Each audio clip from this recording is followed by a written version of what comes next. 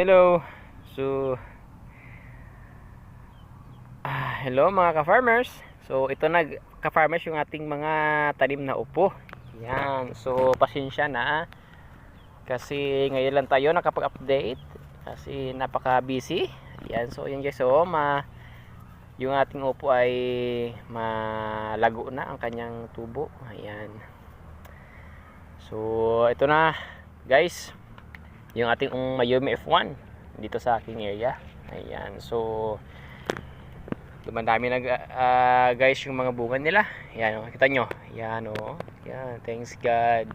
Ito talaga yung blessings yan ng Panginoon. Yan. So makikita mo, magaganda. Ayan ayan, maganda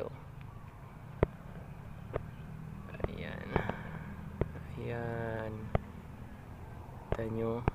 Ayan guys.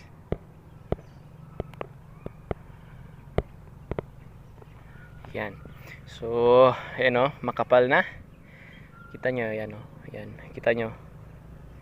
Ayan So, ayan guys, yung ating may fan. So, hello mga ka-farmers. So, nandito tayo sa ating taniman ng upo. So, mayroon pa dito guys sa gitna. So, hindi pa natin lagyan ng pagapangan.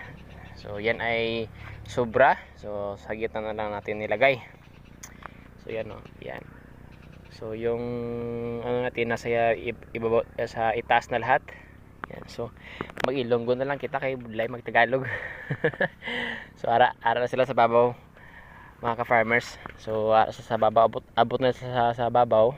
Ayan So damo na mga bunga. Ayan. So nanghihinayang ako. Ayan.